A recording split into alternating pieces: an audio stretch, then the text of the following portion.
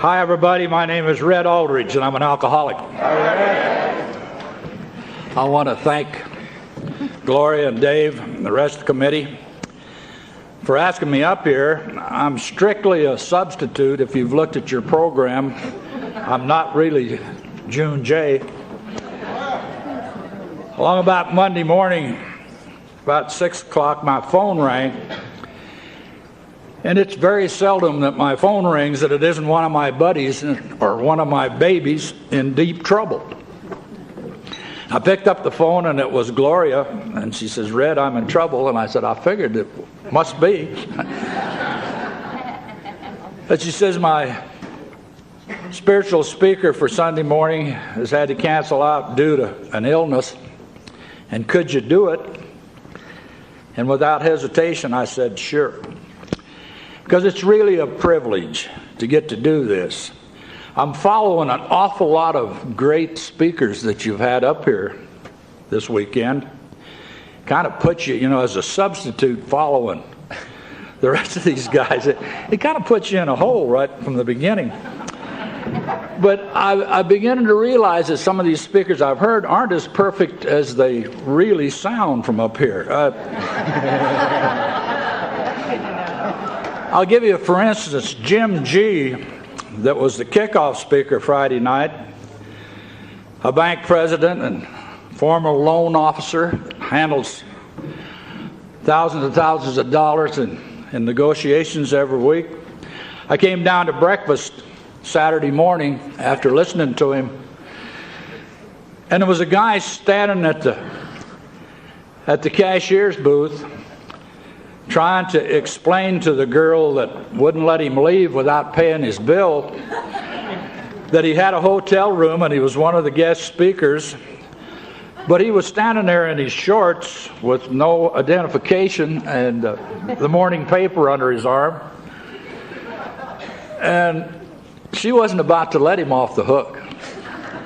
She says, "Either you pay or you don't leave." And I just happened to walk up this time, heard the conversation, and I said, "Okay, Jim, I'll bail you out." And so his wife come to me later on that afternoon and handed me his breakfast money. I said, "Gabby, after 14 years, I'm afraid that you're going to have to increase his allowance."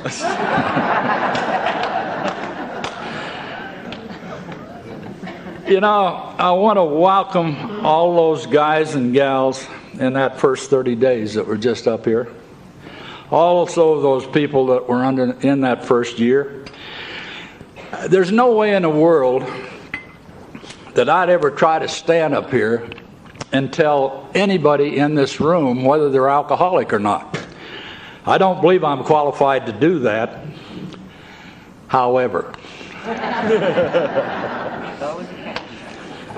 if you happen to start identifying with some of these innermost feelings I'm going to try to describe this morning, some of these symptoms of this terminal disease that I have, I would sure as hell pay attention.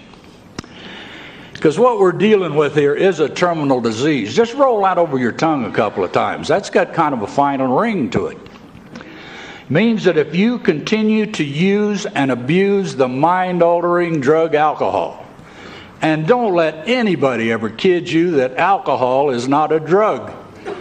Alcohol falls right in the drug category with the ethers and the anesthetics. It's one of the oldest known drugs to man. And it's probably been used and abused by man longer than any other drug. And for sure, it's killed more men and women than any other drug. I used it, and I abused it over a period of time, regardless of how long it took, until I actually broke my tolerance to it. And if you're new or fairly new, and you're wondering why alcohol has been giving you so much trouble physically, it's because you've become allergic to the drug alcohol. When old Red drinks alcohol, I break out in spots. Spots like Acapulco, Las Vegas. In other words, once I pick up the first drink of that mind-altering drug, I can no longer predict my behavior. And if you've been having trouble along those lines, I'll guarantee you that this morning you're in the right place. This physical allergy that I developed to this drug is not necessarily what makes it the killer that it is today. There's a mental side of this disease, and it's the real serious one. It's called the obsession of the mind. And it's triggered, incidentally, by the first drink of that mind-altering drug that we pick up that tells us that this time it's going to be different. This is the time I'll be able to predict. This is the time I'll be able to control. This is the time it's going to work for me like it always used to. See, if you be alcoholic like Red, and you pick up that first drink, you trigger your obsession to drink. In the alcoholic, it immediately sets up a compulsion to drink, and you're going to end up, maybe not today, maybe not even this week. But once you trigger that obsession, once you set up that compulsion, you're going to end up in another devastating bout with this mind-altering drug, in which you're just one step closer to the insanity and death that Louisa was reading about a minute ago when she read from that portion of chapter 5 from the big book of Alcoholics Anonymous. So the whole idea, the whole concept of the fellowship of Alcoholics Anonymous, if you're new, is to teach us on a daily basis how to stay away from that first drink. You know, the first 100 guys and a gal that were on this fellowship that were able to do this successfully, a day at a time for a year, got together and they wrote down what they had done. They called it the Big Book of Alcoholics Anonymous, and I gotta believe that that first 100 guys and a gal had to be spiritually led. Because over a period of the last 31 years that Red has been sober a day at a time, I have never found myself in a situation that I couldn't find the solution to in that big book of Alcoholics Anonymous before it was necessary for me to go out there and pick up that first drink. And almost all the answers come in those 12 suggested steps that she read a minute ago. Those are the suggested steps to recovery used by that first 100 guys and a gal that were able to stay sober a day at a time for a year. If you're paying any attention at all when they're read, they are suggested steps to recovery. But I could guarantee you that there's not a guy or a gal in a room like this morning with any length of sobriety at all that ever had them just suggested to them. You're going to have to take them. You're going to have to do the best you can with them on a daily basis for the rest of your life if you want to become a survivor.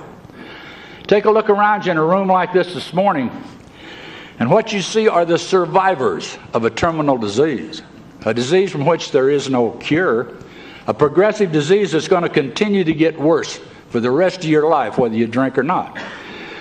If you wonder why Red's standing up there this morning, still yapping about the same old thing after 31 years of sobriety, it's because it's a hell of a lot more important for me to stay sober today than when I was in that first 30 or 60 or 90 days. Because you see, my disease has continued to progress. I had a very dear buddy with 22 years try it not too long ago. That lady started to drink at 10 in the morning, and by 4 that afternoon she was dead. Just 6 hours for the allergy of alcohol to wipe her right off the face of this earth after 22 years of sobriety. I said a minute ago, regardless of how long it took, I say that from podiums anymore because as I look at these audiences, they keep getting younger on me all the time. I know it's because I'm getting so darned old, but you know, a lot of times I think youth thinks they got here too soon. And if you're thinking like that, my God, forget it. The average age of death today of the guy or the gal with a disease called alcoholism is down to 37. Take a look around you. You see a lot of us old jokers still staggering around, so you know how many kids have got to be dying to bring it down to anything like that. It's not extraordinary at all anymore for somebody to go through the gates of insanity and death before their 16th birthday. Coupled with some of that crap that's out there on the street this morning, pushing this progression along, it's not hard to pack 20 years of hard drinking into 4 or 5. So if you are in a room like this morning, for God's sake, try to pay attention to some of these symptoms, some of these innermost feelings, and maybe, just maybe, you might save yourself a lot of hell right here on earth. And I'll get off of this bleeding deacon kick and qualify myself as an alcoholic. I like to get those licks in because sometimes we get carried away with these war stories and we forget what the real basis of this program is all about. I didn't do any drinking at an early age. I had an obsession. I wanted to fly. I wanted to fly the fastest airplanes ever built. I had a real drawback. I was born back in what they call the Depression years. I know a lot of you aren't even old enough to recall them. Have a feeling you might have had a little touch-up here lately. Things were tough. I knew my chances weren't that great. I started investigating. It seemed to be our only chance would have to be the military. So back in those days, we didn't have an Air Force per se. It was part of what was called the old Army Air Corps. I found to get into it, I was going to have 2 years of college and a senatorial appointment from the state to the academy. I knew the money wasn't going to be there for that college education. I was no great student, but I was a big kid. I figured I could do it athletically. I stayed clean all the way through high school. I was out for football and basketball. I was lucky enough to win my football scholarship to Colorado State University. I wangled my 2 years of college that way, got my senatorial appointment from the state, and they sent me to Randolph Field, which was the old Army Air Corps Academy. And they kept me real busy for the rest of my training. And through that period of my life, booze was no problem. I just didn't use it. I graduated as a second lieutenant back in the old Army Air Corps, just prior to us getting into World War II. I see quite a few guys sitting out there this morning that can probably remember how unprepared we were for that hassle. Our dads were supposed to fought one to end them all, and Congress had never seen too fit to appropriate the kind of a show we've got today. We got tossed into that North African campaign over there against a bunch of guys who'd been sitting there practicing for a couple of years, and they got real good at what they were doing. We were strictly undertrained and for sure under airplane. Now, I found myself in a situation on that first tour of duty, which a lot of times we were putting up 25 against 200, and we were getting the hell kicked out of us. I came back off of one of those raids very early on that first tour. That particular day, we only got 8 back out of the 25. Now, I think a lot of you can identify with adrenaline, Mother Nature's drug, usually triggered by fear. Fear of death, fear of failure, fear of the unknown. You get a near miss out here on the freeway, you handle it real good. You get a half mile down the road, you can't keep your foot on the accelerator. That's adrenaline. You know, I'd been in nothing but an adrenaline type situation for about 6 hours. I was standing in an interrogation line waiting to go in to talk to him about what had happened.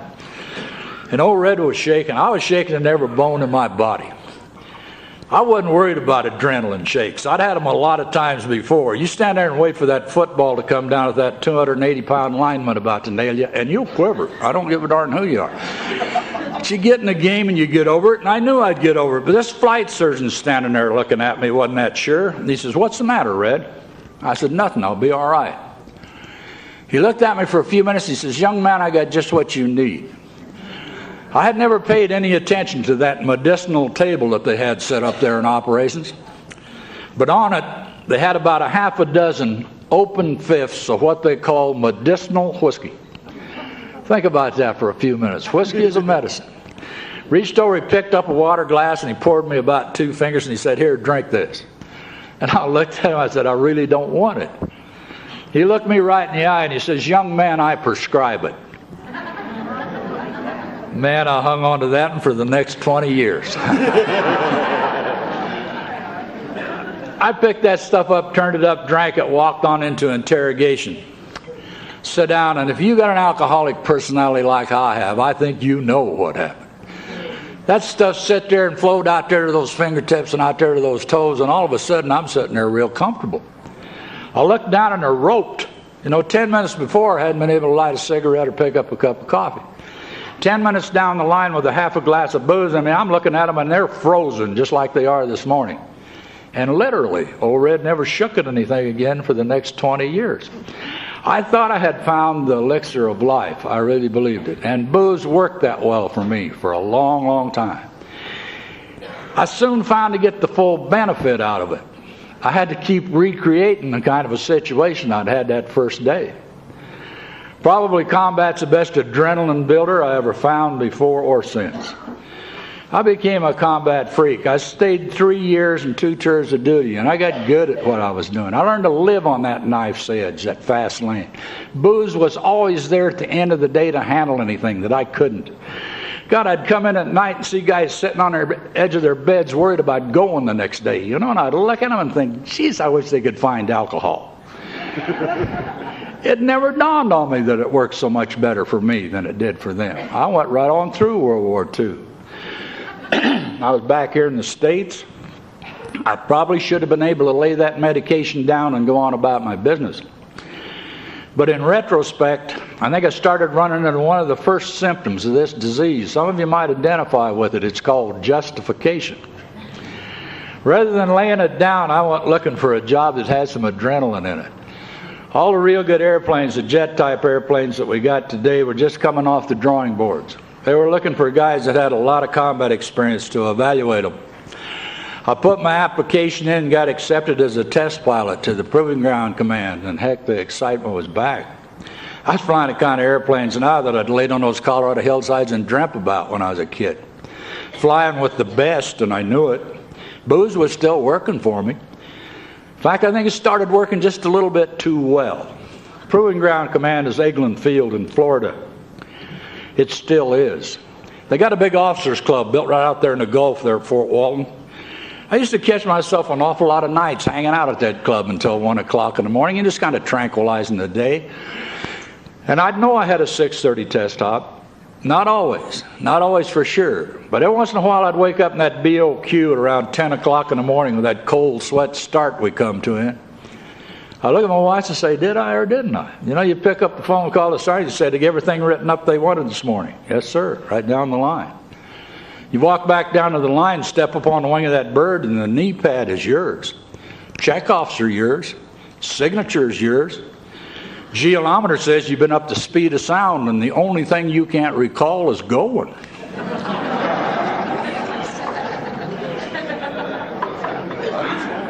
Don't kid me, this hasn't happened to you. You step out there on that porch in the morning, that car sitting in the driveway, you say, how did it get home last night? Another symptom of this disease, it's called blackout. The overuse and abuse of the mind-altering drug alcohol to the point that it blacks out the conscious mind.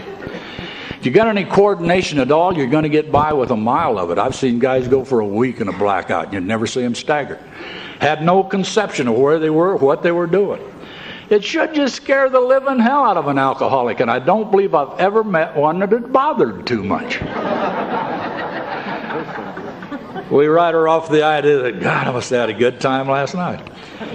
In the occupation that I was in, I knew it wasn't what I was looking for. I started my first feeble attempts at control. I'd always been a binge drinker at the end of the day. I figured if I was going to exercise control at all, I had to string it out over a longer period of time. And I think this is how an awful lot of us become daily drinkers.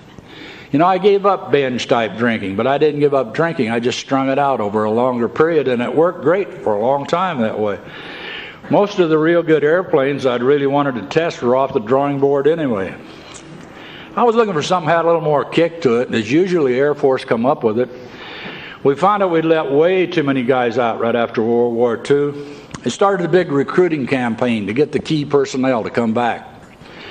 One of the promotional aspects they come up with was the organization of what's still known today as the Air Force Demonstration Team. Probably most of you have seen that team at one air show or another around the country. You don't get sentenced to that team, you volunteer for it. I had all the qualifications. I put my application in and I got accepted. It's not all fun and games, for sure. You practice at that stuff 4.5 days a week. At that time, we were flying 32 air shows around the country a year. They're up to 48 now.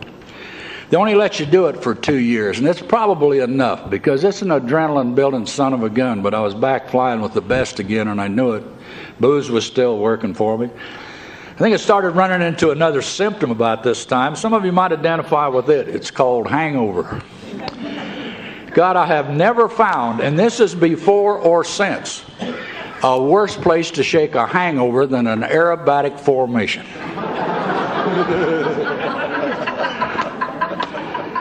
You just think about it for a few minutes. You walk out there in the morning, that canopy comes down over you, and you're trapped. There's no way in the world you're going to stop at a corner tavern, that's for sure. You hook that oxygen mask across your face, and you can no longer become ill. You pull into that 18-inch interval formation, and those guys just insist that you don't shake. You do a lot, maybe you might identify with this, and it's called the deep sweats. I used to sit there and wonder how come. How come something that's worked for me so well for so long is kicking me around like this? I used to try to analyze it. I got to thinking, geez, maybe it's the life you lead, Red. Maybe at the end of your 2 years, if you resign, get out, get into civilian life, get a business going, get a family started, do the things I'd seen my buddies do, that I could get a handle on this drinking. I always believed right up until I had both feet through the gates of insanity and death that given the right set of circumstances, I could control my drinking. I think this philosophy of self-sufficiency that we all grow up with from kids, where every guy and every gal should be an island to themselves, is probably what helps about 14 to 16 million of those alkies that are out there this morning self-medicate themselves right out of this world without ever finding what we find in rooms like this, that there is a way out. I finished my 2 years. I resigned. I hit civilian life. All my buddies had been out there about 6.5 years ahead of me. They got out right after World War II. They'd gone back to school. They completed their educations. They had homes built, families started, positions. If you're anything like I was an alcoholic, you know what you're going to do. Double up and catch up. You know, this is why I hit civilian life. I went into business. I built a tri-level home. I got married. I started that family. The business I went into was immediately successful. I'd grown up in it. I've been in it most of my sober years. You guys contributed an awful lot to it in your drinking careers. It's called the auto body business. I think I'd been all right if I had just worked at it 8 hours a day, but I was working 12, 14, 16 hours a day. I went to 6 days a week, then I put on 2 shifts. I got that tri-level home down there paid for in a short period of time. I got a trust fund started for the kids to get them through college, and hell, they're only 1 in 3. You know, this is the way we think, and this is the way we drive, and I'd come through those doors at night so beat I could hardly hold my head up. Flop in that easy chair, and there was one thing I could always sell right on. Man, if there's anything you've earned yourself today, Tiger, you know what it was, a drink of booze, and I was no better off than I was sweating hangovers at 30,000. A strange thing happened to me about this time in my life. Oh, Harry Truman got his foot in his mouth and sicked us on Korea. I was telling you we hadn't trained any fighter pilots after World War II. He found it out in a hurry. He had to call the war worries. I had just 21 days from the day I was recalled. I looked out there, I got 2 500-pound napalms nailed each way. Again, they're saying, sick 'em, Tiger. They just went that way. I got another 100 missions to do. You know, I'm 30 years old by this time. Maybe they don't sound old, but it's getting old for a fighter pilot, especially one with a progressive disease. I had no idea that I had a progressive disease.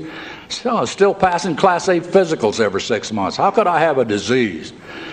When I started to do that new 100 in Korea, something became quite evident to Red in a hurry. Those damn missions had got too long between drinks.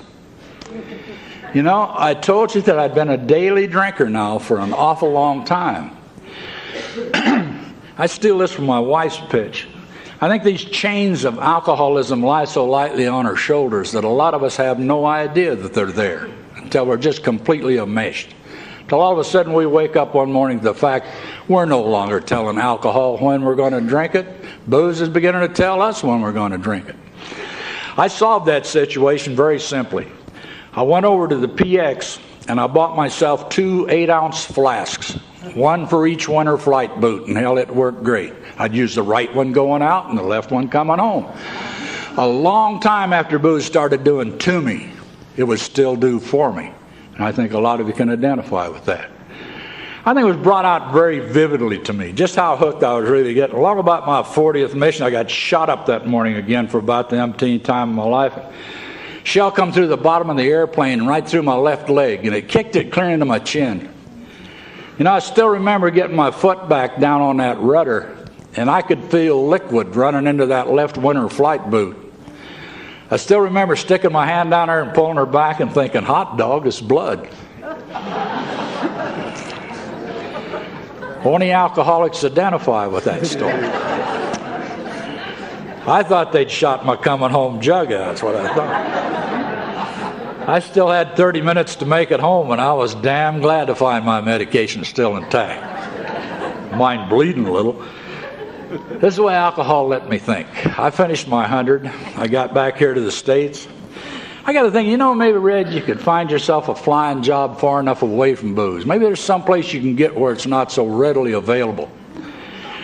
As usual, the Air Force took care of it. We were just starting to build the radar sites up across the Arctic Circle. I went north. If any of you are thinking about that, my God, forget it. I spent a year in Thule, Greenland, where the warmest day we had was 23 below. So cold weather will not do it. I finally volunteered to come on back down to Harmon, that big Seagram's distillery there in Newfoundland, to pick up the monthly ration of booze for that base up there. Thule's only about 450 miles from the North Pole. I brought down a twin-engine airplane that afternoon. I loaded it clear down with those big 40-ounce Canadian jugs of that CC and VO. I started back up there that night, and I got into one of the damnedest Arctic storms I was ever in, and I lost an engine.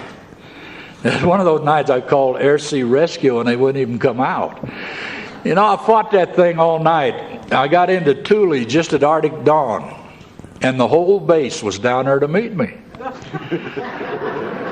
I got to thinking, isn't it great they're that worried about old Red? I rolled back that window, and the first thing they asked me is, you didn't salvo that load, did you? It never even crossed my mind.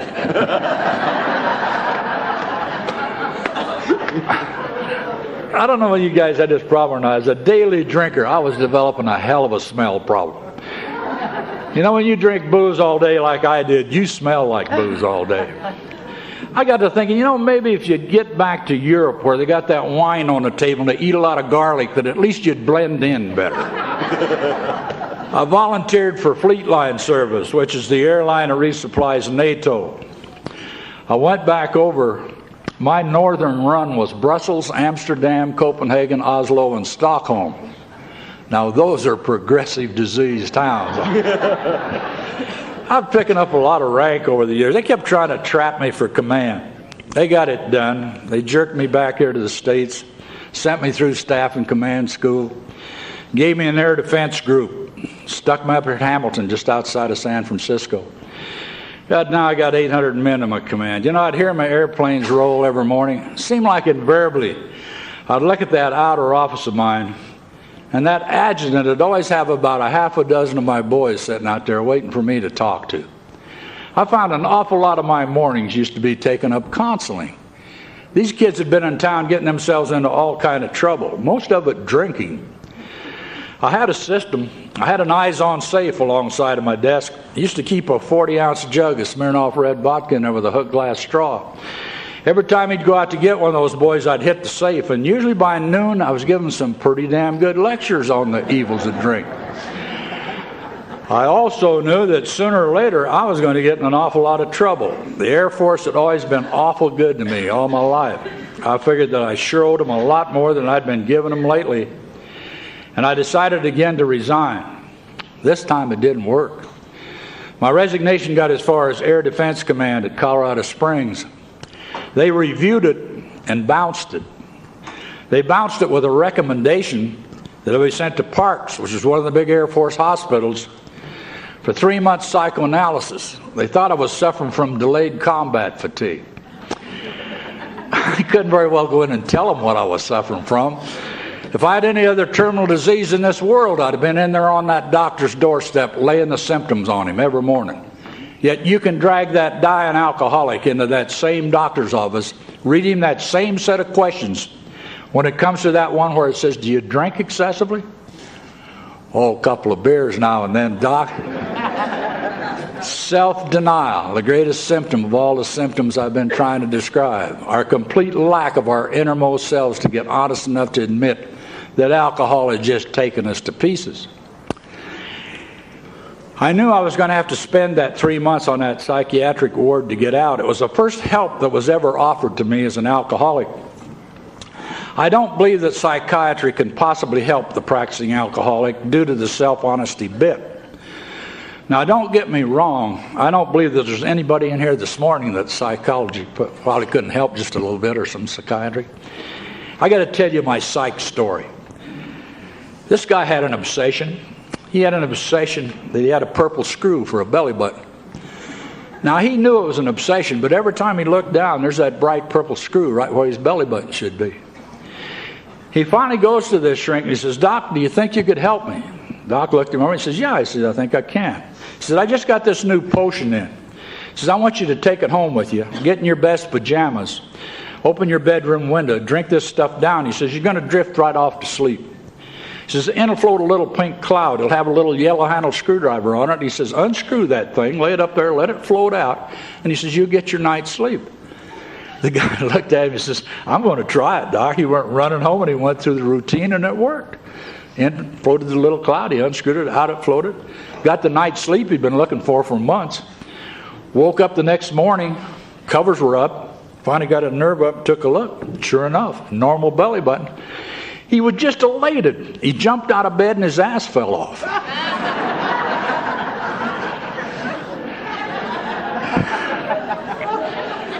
The reason I tell you this story is it's exactly the way that psychiatry worked for Old Red. They'd fix me up. They'd say, "You're ready, Tiger." I'd jump out there and off it'd fall again. I spent that 3 months on that psychiatric ward. I had to in order to get out. I had 3 appointments with those doctors a week for 3 months. As an officer, the rest of the time I had open post. Now, the club opened every day at 12 o'clock, closed at 1 in the evening. I used to open it every day at 12 and close it at 1. In that 3-month period that I was going through that evaluation, those doctors never saw me that I wasn't bombed out of my mind. And yet there's not one mention in that medical evaluation of the word alcoholism. See, this was before alcoholism was even recognized as a treatable disease, especially by the military. They did let me out. Families long since got tired of my shenanigans and been on their way. My folks had moved out here to the West Coast and they'd been real successful. They had a big home over here on top of Palo Verde Hills over there behind San Pedro. I figured I'll get up there in that big den with that boob tube and that beautiful view of Los Angeles Harbor. All the pressures I've been drinking at through a couple of wars are off my back. I'm going to get a handle on this drinking. I lasted about 2 weeks up there and I was going out of my gourd. It's one of those big wooden globes, one of those Columbus-type globes sitting in that den. I kept looking at that thing and thinking, you know, maybe, Red, you've never taken a true geographic. I'd always been around guys that could cover for me, guys that had flown combat or gone to school with. I figured if I'd get someplace in this world far enough away from anybody that knew me, that I'd have to do it on my own. I run my finger up over the meridian to see what was on the other side of the world from Palo Verde. If you want to try it, it's Addis Ababa, Ethiopia. That keen alcoholic thinking kicked in, and 1 month later I was flying captain on Ethiopian Airlines. Halfway around the world again. Nobody knows Red. All he knows is he's got lots of flying time and he's qualified. I gave it my best shot. I don't know whether any of you guys tried white knuckle sobriety or not, but I stayed sober a year on guts. And if you're thinking about it, my God, forget it. It was the most miserable year I ever spent in my life, before or since. There wasn't a waking moment in that year that I didn't want to drink. I'd wake up in the middle of the night and have to go down to the kitchen, pour myself one, set it on a table and sweat it, not drink it. Prove yourself you got guts enough, Red. I'd go to a movie and I have to get up in the middle of it and go to the bar and have the bartender pour me one, not drink it, sit there and sweat it. That's the way I went through the year. At the end of it, I figured, well, there's one thing you proved, Tiger, at least you're not an alcoholic. And I went out to celebrate. That was my last fight. I don't remember ever fighting after that. You come up that hill so gradually, you hit that level off, and you finally get over on the backside of that alcoholic curve. And I'll guarantee you, once you're on the backside of that curve, you're going to start donating to the pot to reserve your right to use this drug. Jobs, securities, homes, things that we've worked hard for most of our lives, you're going to find yourself tossing them into the pot to reserve your right to use this drug. Families, loved ones, people that have stuck by us through hell and high water. All of a sudden, we're tossing them into the pot to reserve a right to use this drug. If you want to hang out there as long as Red did, you're going to get things like integrity, self-respect, anything that means anything to you on the backside of that curve. If you want to hang out, you've got to donate. I used to look down and say, if I ever got like that joker, I would quit. Pretty soon I'd be just like him, and I'd say, I mean that one down there. And down that hill I went. It wasn't too many years before they quit renewing my airline contracts. Africa, about this time, most of those colonial powers were going independent. I found there was a hell of a demand for the kind of flying I'd been doing most of my life. All of a sudden I find old Red shooting at people for money. You know, this has a funny effect on your insides. It always had at least principles to fight for through a couple of wars. I'm just sitting out there shooting at guys to support a habit that I don't seem to be able to do anything about. There's a lot of other pressures that can be put on practicing alcoholics, as all of you know. I told you I'd been CO of an air defense group that helped build a radar sites, flown with the test division. I'd had a top secret clearance for 15 years. Now I'm flying for a foreign government. You hear things like OSI and CIA, you probably don't think too much about it, but I'll guarantee you they're out there. And they can give a practicing alky fits. They know who's paying you, they know how much, they know where you're banking it, they're opening your mail. Maintenance isn't worth a damn. You're not shot down in that part of the world. All these pressures are building. I'm doing the one thing that's always worked. I'm pumping that booze, and man, it got worse. It finally got so bad that they even quit hiring me for it. I ended up, and I'm sure not proud of this, flying through mountain passes with my landing lights on railroad tracks for navigation. Now my flights are low level over water. My landing fields are deserted beaches and they're flashlight lit. I have a feeling you know what I'm doing. I'm smuggling because that's where the money is. That's where all the fears are too. If I get caught doing what I'm doing now, I know they'll put me away for life. And yet alcohol took all those choices away. And if you want to hang out there as long as Red did and you live, that's exactly what it's going to do to you. I kept right on with that kind of a crappy existence till I finally got so bad they even quit hiring me for it. I was back here in the States. I was 41 years old. I guess probably I was about as I could get. I figured there wasn't too many things I hadn't tried a couple of times in this world. If I couldn't whip it, at least I could get with it. I bought myself 10 cases of those 40-ounce jugs of that Smirnoff red vodka, and I stuck them in that hillside over there in Palo Verde. And I went on what was supposed to be old Red's last drunk. And it was. This was 32 years ago, almost 33 now. It was before detox or care centers or hospitals that have anything to do with an alcoholic. Those people over on the side of that hill had no idea what was wrong with me. I'd been out there among them since I was 18. They'd really never been around me that often. They knew I was getting awful sick physically. That drunk lasted 64 days. The last 30 of it I hadn't eaten. My normal weight's about 220. I was down to 138 pounds of emaciation, and most of that was liver. I think God stepped in my life at this time. Those people picked a doctor out of the phone book to see if he'd make a house call. And you know, that doctor actually made that house call. I know today that he didn't do it because of his Hippocratic oath. They happened to pick one that's a member of a fellowship called Alcoholics Anonymous. He listened to those symptoms over the phone. He made that 12-step call out to the house and told those people what I was up against. Said he'd seen some amazing recovery on a program that he himself was trying. That he was going to do what he could for me physically, and he was going to leave some names, and if I asked for help, to call you. I don't remember ever getting that well. He thought I was going to die, and they thought I was going to die, so I guess they just called you. Because my first recollection of you sober guys were the guys sitting on the edge of that bed. And you know, they literally nursed old Red back to health. One of them's still my sponsor. And they started hauling me into rooms like this.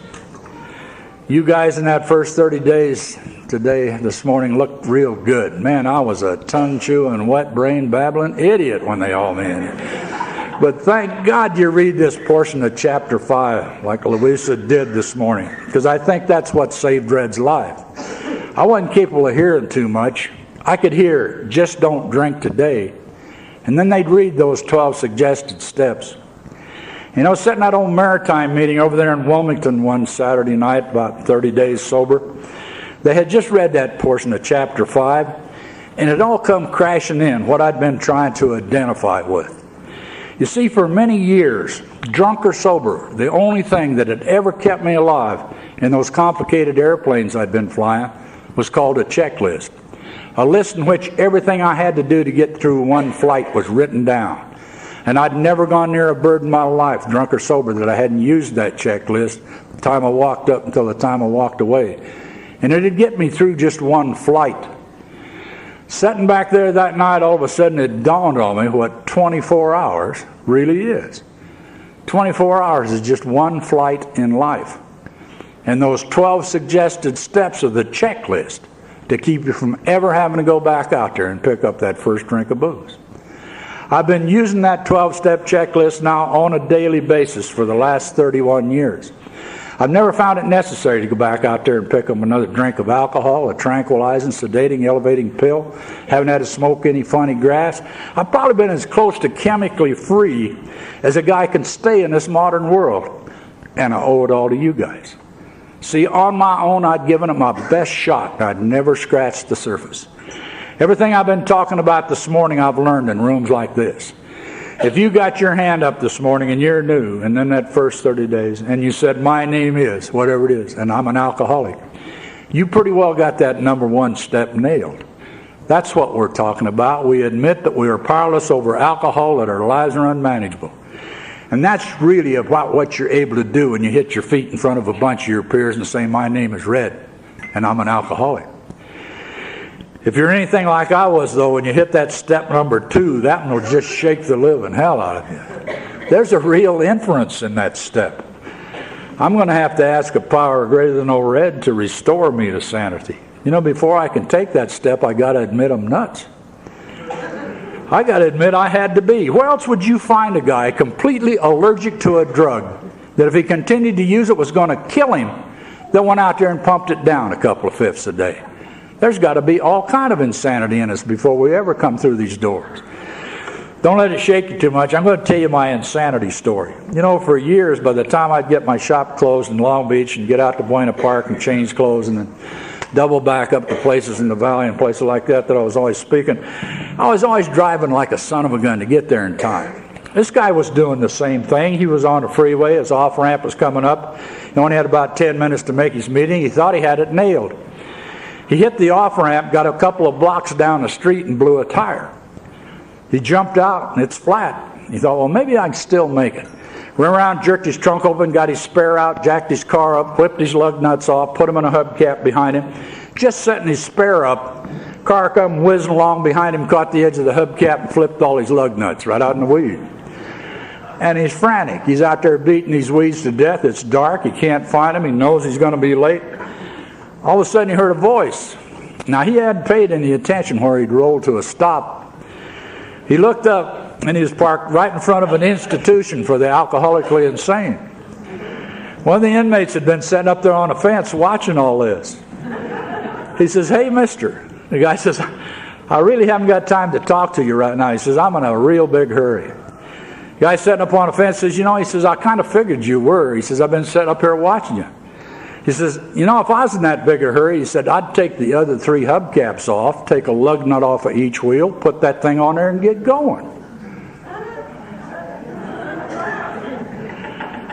The guy stood there, he looked at him and says, "That's the answer, isn't it?"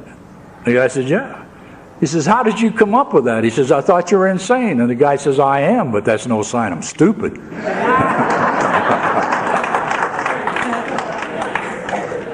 The point I'm trying to make is this, guys. All of us, when we come through that door, are a wee bit bent out of shape. We've been out there kicking ourselves around for a hell of a long time. The mere fact that we come looking for helps sure as hell proves that we're not stupid. This is where the answers are, in rooms like this.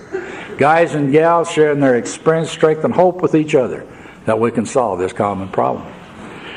I hit that step number 3, and I think all of you know what happened. I run into that word God. I went running for my sponsor, and I said, Mac, is that the God they're talking about? He says, yeah, Red. I said, Mac, I haven't got a chance. I got 250,000 years in purgatory to do before I could even start this program. He said, you didn't read the small print, Tiger. And I said, what's that? He says, the God of your understanding. You know, I knew I was going to have to turn my will and my life over to a power greater than red, because I had really loused it up. And all of a sudden it dawned on me that there was a power right there in front of me. You guys. Man, I could believe in group power. I'd been tucked up in groups all my life. As long as I was in the group, I had all the firepower in the world. It was only when I was out there as a straggler I was going to get my ass shot down.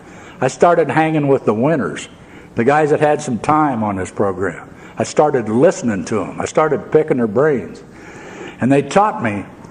It taught me real good about this power that Dale Red calls a God.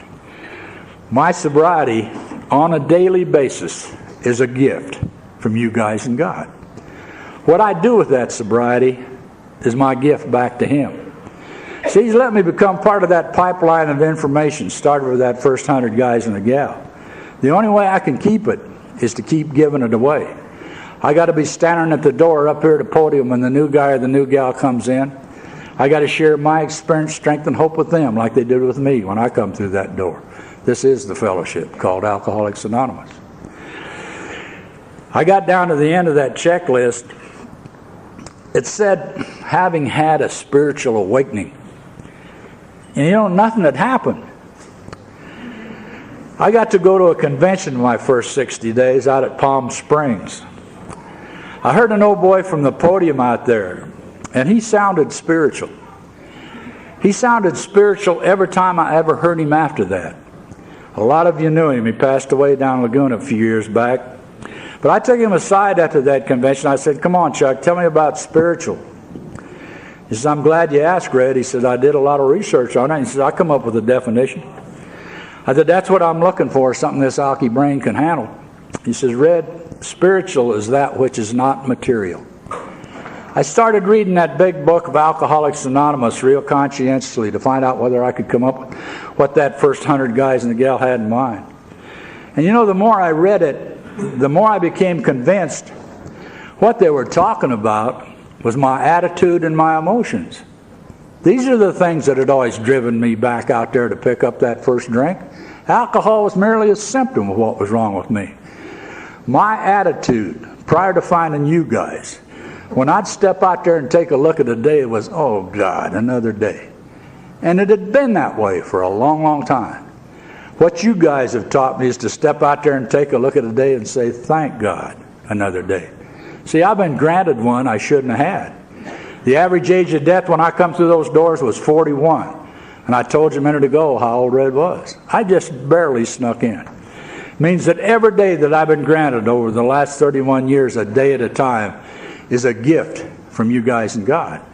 And you can't get too ungrateful for a situation like that. I get up to a podium like this, I get right up on cloud 9. I got to tell you my attitude story. This guy walked into a barber shop not too long ago. He was really up on cloud 9. Barber got him in the chair. He says, what are you so happy about? The guy says, I got a 747 reservation going to Rome. He said, I'm going over there and eat some of that good Italian food. He said, I even got an audience with the Pope. The barber looked at him and he says, what's the matter with you, man? He says, that 747 is the roughest airplane in the sky. He says, you'll be airsick all the way over there. He says, you start eating that Italian food and Montezuma's revenge is going to seem mild. He says, you know the Pope isn't going to have time for a commoner like you. The guy had gone in there right on cloud 9. Now, he came out after that haircut right down in the pits, you know, right where those norms literally dropped me. He didn't see him for 30 days. All of a sudden, the guy come bounding through the door, and he was really out of sight this time. He got him back in the chair, and he says, what now? He says, I made that trip. He said, that 747 is the smoothest airplane in the sky. He said, there wasn't a ripple going over. He said, I gained 10 pounds eating that Italian food. He says, the best I ever had. He said, I even got my audience with the Pope. I got to kneel at his feet, kiss his ring, and he says, would you believe he even had a question for me? Barber looked at him and he says, what could he have possibly asked you? He says, where did you get that lousy haircut?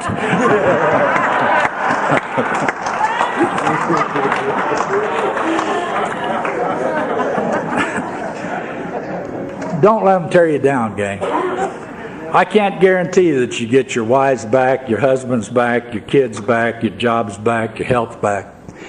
But I can guarantee that those 12 suggested steps are going to give you the tools to start digging into that pile of stuff you brought through the door.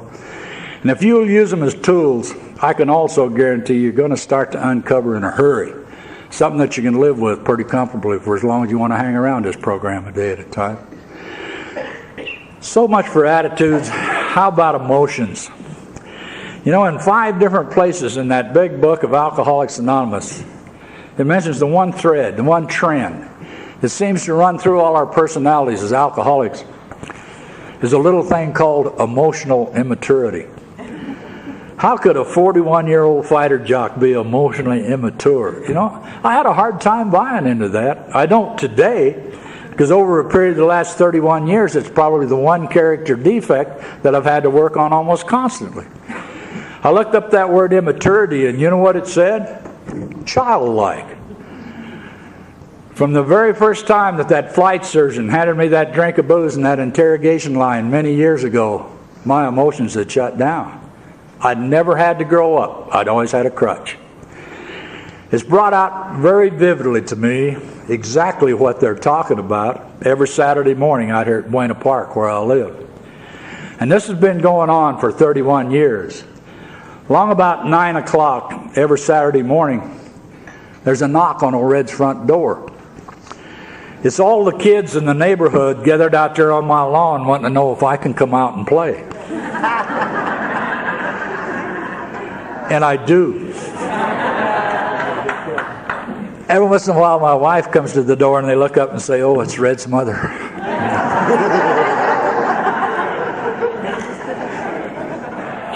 Those of you that know her know she outranks me 3 years and 10 months on this program and never lets me forget it, for sure. I'd like to talk about her just for a few minutes. If you're anything like I was when I was a newcomer, I was sitting around these meetings looking for the prettiest girl in Alcoholics Anonymous. And all of a sudden one night she walked in. Thank God I was hanging on from old ideas because she was married to somebody else at the time. But I found out later, and just a little bit later, that she was in the process of being divorced, that she had got herself into trouble as a newcomer, and it hadn't worked out. My sponsor was yelling at me, "No, no, no." And I'm looking at her and saying, "Yes, yes." Anyway, we got together and got married, and the day after Christmas last year, we celebrated 30 years.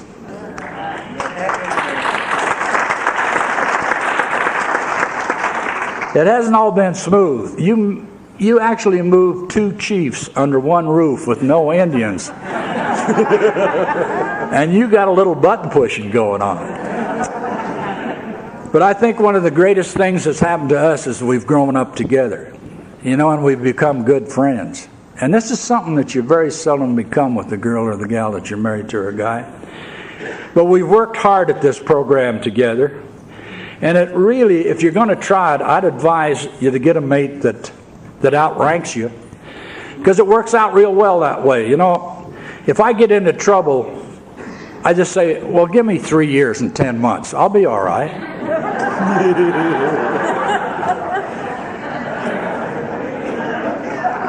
If she gets into trouble, I say, "God, it seems like anybody with 3 years and 10 months more sobriety than I got would have grown more than that." But we really have had a good life together. And like I say, I could never figure out how I got along with kids so well. I have all my life. I realized today that the reason I always had is because their emotions were my emotions. You see, I'd never had to talk down to them. I talked directly to them, just like I'm talking to you emotionally immature jokers, and you know what I'm talking about. Did you ever see one of those little guys get mad?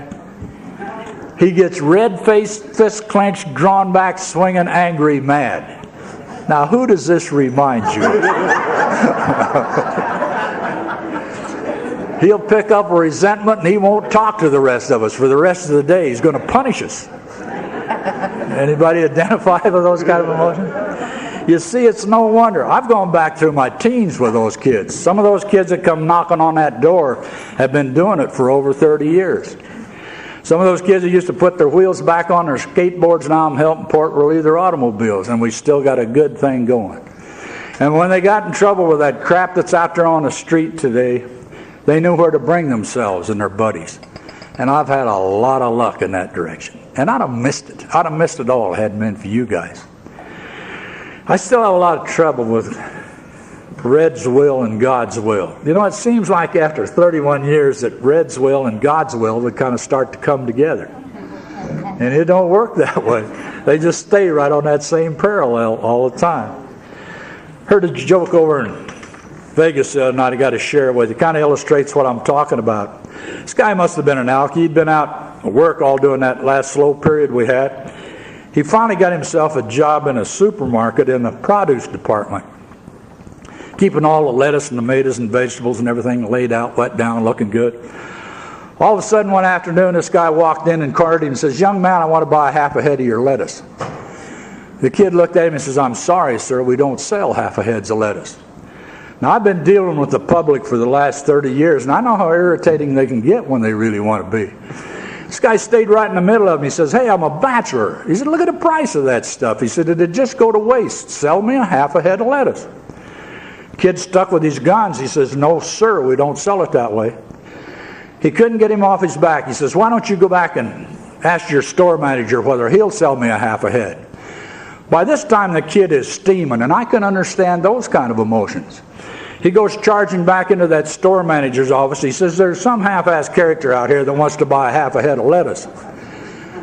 He turned around, and the guy had walked in right behind him. And he says, "And this gentleman here would like to buy the other half."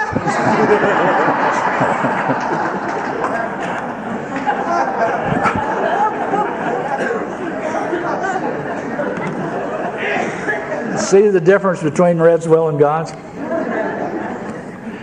I really don't have too much trouble after 31 years turning my will and my life over to the care of God. But you know, I still have an awful lot of trouble leaving it there. When it gets good, guess who wants to take the credit for it? And it don't work that well. I'm going to close with a little incident that happened to me down at the shop a few years ago, just before I retired.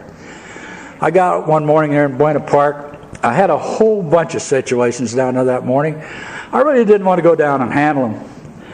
I'm still pretty good at procrastination. I hem and hawed around that house until I finally hit that 91 freeway running late.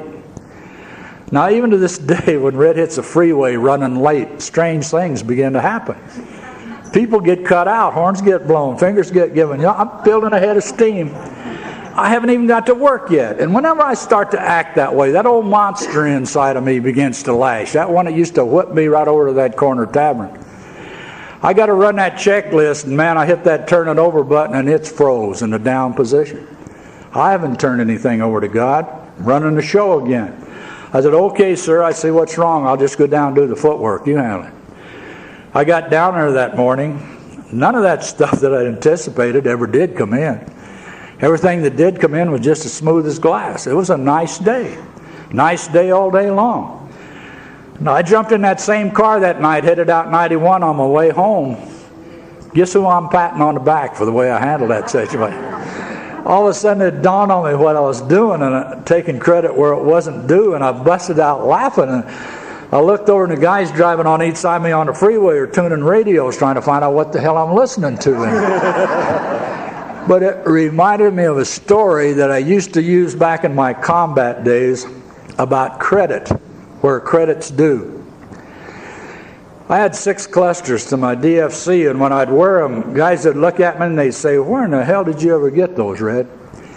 I used to have a stock answer that I got pushed in the pond, but the story goes like this. It's about a Texas rancher. He had one of the biggest spreads in Texas, thousands of acres, big old Olympic-sized pool, a barbecue area, a rambling ranch house. Just as a conversation piece, he built himself about 150 yard across alligator pond. And he filled it with the meanest damn alligators he could find the world over. These big old 15-foot snappers. And he didn't feed them too good. He kept them mean out there. All these guys got out there one afternoon drinking his booze and telling these war stories. And this Texan finally got a little tired of them. He says, I'll tell you what I'll do. He says, any of you guys really want to prove your courage? Anybody will go down there and swim across that alligator pond? He says, I'll give you my daughter's hand in marriage, $1 million, or a ranch like mine. Figured he'd shut him up for good. He no more turned his back. He hears all this commotion. He turned around, and here this guy is swimming out across that pond, and he is moving out. He's leaving a rooster tail. He made it. The Texan ran around, helped him out. He says, I've never seen such a display of courage. He says, I'll stick with my bargain. He says, I imagine you want my daughter's hand. The guy shook his head, and he says, oh, no, sir. He says, I'm already married. He looked at him, he says, well, he said, then it's got to be the $1 million. The guy shook his head and he says, no, sir. He says, I have an income for life. Texan looked at him and he says, well, he says, then it's got to be the ranch like mine. The guy shook his head and he says, no, sir. He says, my daddy left me one in his will. He looked at him and he says, well, what do you want? He says, I want the name of that son of a bitch that pushed me in the pond.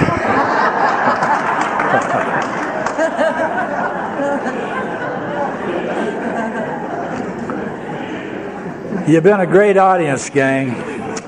Just remember, every single one of us in this room this morning that are alcoholic got pushed into that pond of alcohol.